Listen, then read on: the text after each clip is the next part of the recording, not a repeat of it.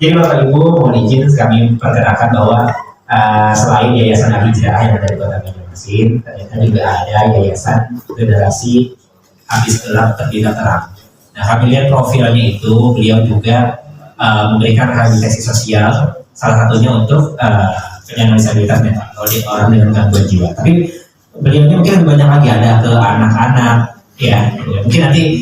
Mungkin nanti Bu Mariana mohon izin nanti disampaikan sedikit profilnya yayasan Ibu, dan diinformasikan sedikit layanannya seperti apa gitu, apakah sama seperti Yayasan Hijrah atau berbeda seperti apa? Silakan contoh.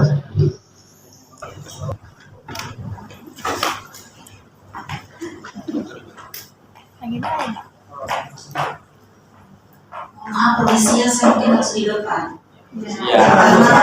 Karena biasa di lapangan berjalan-jalan terus. Iya. Terima kasih Bapak atas waktu dan kesempatannya, dan terima kasih juga kepada kita semua yang hadir pada siang menjelang sore malam ini. Ya, yang pasti semua kita yang ada di tempat ini ya memiliki hati yang berbelas kasih, yang empati, yang mau peduli ya kepada orang-orang yang sedang terpuruk. Maaf sebelumnya kalau saya sambil nangis ya. Ya memang kita punya Yayasan Generasi Habis Gelap Terbitlah Terang itu dari latar belakang orang-orang yang gelap, orang-orang yang terpuruk, orang-orang yang banyak mengalami pergumulan hidup, yang pastinya sampai dia mengalami ODGJ gangguan jiwa, mesti dia memiliki latar belakang yang sangat-sangat berat sehingga membuat dia kejiwaan, dia tidak sanggup, dia tidak mampu ya untuk dia bisa keluar dari situasi keadaan dia seperti itu. Oleh sebab itu kenapa kita yang ada di tempat ini dipertemukan? Artinya kita semua di tempat ini memiliki hati, memiliki kasih sayang kepada semua.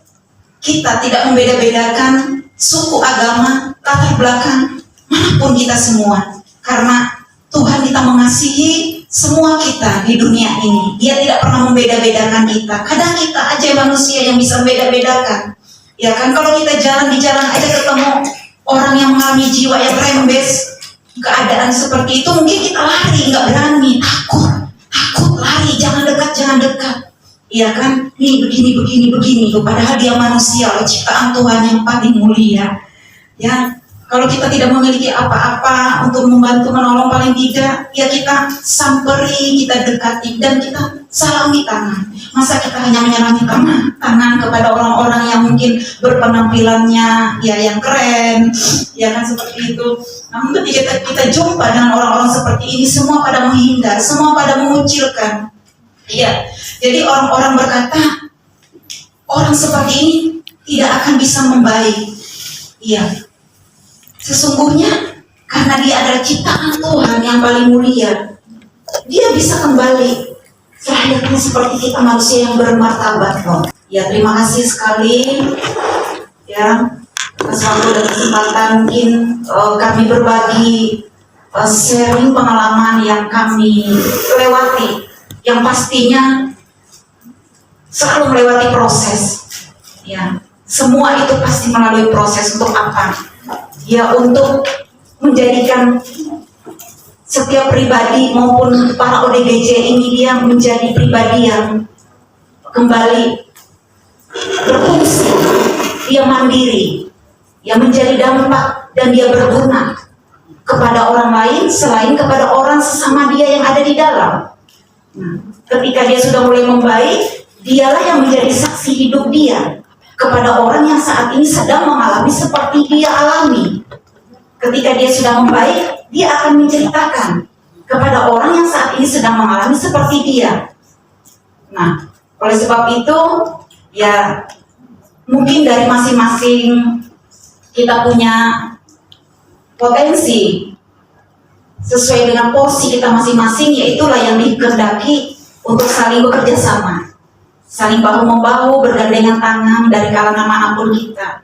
Mungkin dari pribadi yang ini dia tidak secara langsung untuk terlibat langsung ke lapangan, mungkin ada bagian-bagiannya dia secara langsung untuk terlibat ke lapangan. Paling tidak yang utama adalah yang terpenting berdoa, karena semua kita ini adalah alatnya.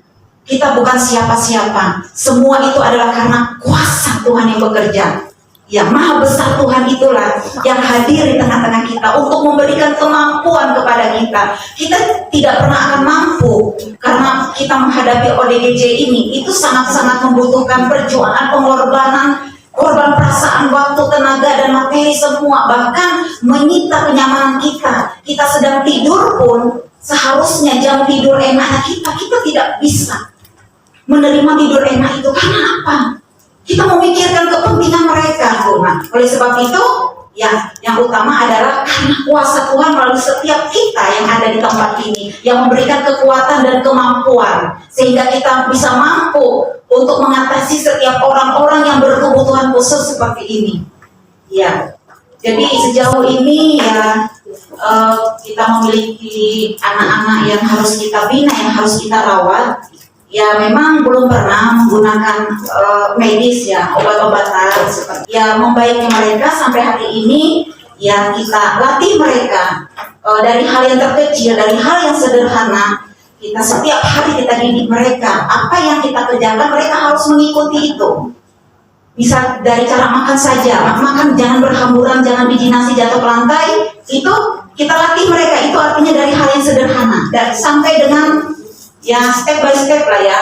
Jadi ya untuk cara menanganinya, terapinya lah ya yang kita lakukan selama kita merawat dan membina mereka ini ya, setiap hari harus dilatih seperti itu sehingga mereka bisa mengikuti. Ya memang kami juga membutuhkan yang namanya obat-obatan medis gitu. Hanya saja ya sampai hari ini kami menangani mereka belum pernah menggunakan medis, namun ya itulah kondisi mereka saat ini kembali membaik semua. Yang ada beberapa orang yang kami layani. Nah, jadi saya menanggapi Bapak yang di belakang itu bagaimana gitu mengatakan apakah untuk menanganinya mungkin selain gunakan medis, obat gitu ya. Memang orang-orang seperti ini yang memiliki latar belakang. Semuanya ya latar belakang itu, entah itu dari mungkin garis keturunan, dari latar nenek moyangnya dulu sampai sekarang ini, sehingga dia mungkin mengalami gangguan jiwa yang pasti kan rata-rata mereka itu mengalami luka batin ya, yang di dalam. Jadi yang harus dipulihkan, yang harus diperbaiki itu adalah yang di dalam dulu. Batinnya, hatinya yang di dalam itu yang utama dulu yang harus dipulihkan. Ketika di dalam sudah dia dibereskan, yang luar itu pasti menyusul. Baik dia mungkin tidak bisa mendengar, dia tidak bisa berbicara, tidak bisa melihat. Itu semua kedaulatan Tuhan. Ya, untuk menyusul proses perbaikannya dia itu ketika sudah dimulai dari dalam dulu gitu. Luka gitu, biasanya kan banyak yang terluka sebenarnya ketika dia terluka oleh berbagai masalah, peristiwa kehidupan dari latar belakang, mungkin turunan keluarga, dalam keluarga. Nah, itu yang perlu dibenahi dulu sebenarnya, barulah yang di luar menyusul. Yang pastinya ya kekuatan dan kuasa Tuhan yang bekerja melalui orang yang kita bina gitu. Jadi kita memiliki kekuatan gitu, iman, dan orang yang kita layani juga dia respon. Karena setiap pribadi itu memiliki respon hati yang berbeda-beda. Dia ada yang cepat, ada yang lambat. Itu responnya dia ketika kita didik dan latih mereka. Walaupun dia mengalami kejiwaan total, ada yang dia memiliki respon itu dia berjuang. Walaupun kita ajak bicara aja dia tidak bisa, seperti tidak bisa menjawab atau berbicara, tapi dia memiliki hati. Dari dalam itu yang dia dipulihkan dulu, batinnya itu. Nah, itulah yang membuat mengembali membaik seperti itu. Lalu bagaimana bilang ibu yang di depan ini tadi, persyaratannya apa gitu kan? Persyaratannya apa? Memang sejauh ini kami tidak memiliki persyaratan apa-apa. Ya, selama orang-orang yang sudah kita bina, kita rawat ini, bahkan itu yang kita ambil dari jalan, dari jembatan, kolong-kolong jembatan begitu ya, langsung kita bina, kita rawat mereka tanpa ada persyaratan baju selembar pun tidak ada. Dan saat kita merekrut mereka aja, kita tidak ada mengenal pihak keluarganya. Namun inisiatif dari kami harus datang mencari tahu di mana tempat keberadaan anak ini, tinggal di mana. Jangan-jangan nanti kan dicari. Kalau misalnya dia terbiasa pulang, namun sesungguhnya dia tidak pernah pulang lagi, kan nanti kemana. Akhirnya kami punya inisiatif untuk kunjungan, datang ke rumah-rumah itu untuk mencari tahu alamat identitasnya. Ya, jadi sampai hari ini hanya kendala kami, Pak, pergumulan kami, tempat yang terbatas, itu pun kamar cuma satu digunakan anak-anak yang sudah membaik sebenarnya. Kalau kita rekrut baru, itu kan harus dimiliki tempat yang khusus sebenarnya, nggak bisa digabung, dicampur gitu. Yang sudah membaik, yang masih baru kita rekrut dari luar begitu, ya harus dia punya tempat tersendiri untuk perbaikannya dia itu. Nah, ya memang kami tempat aja terbatas. Oleh sebab itu sampai hari ini, karena tempat terbatas, kami yang selalu terus bergerak.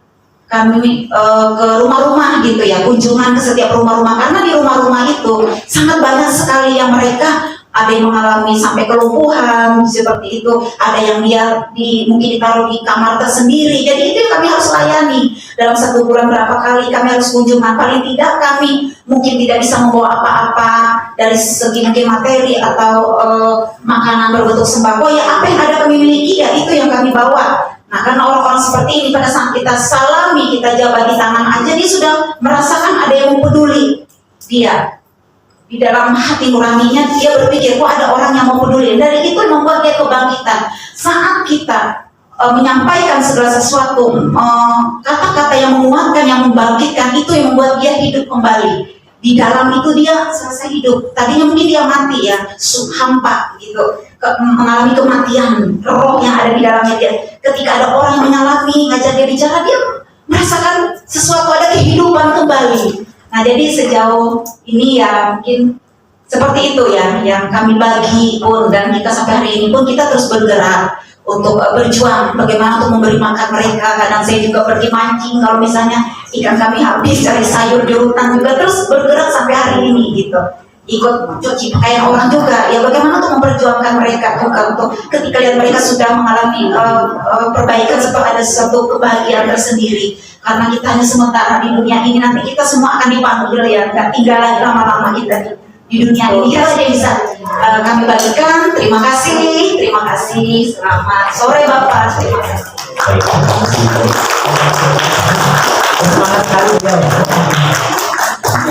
Terima kasih Bu Lena. Mungkin nanti kami atau staff ya nanti bisa lebih ini lagi, lebih dalam lagi ini secara personal saja meminta informasi. Baik.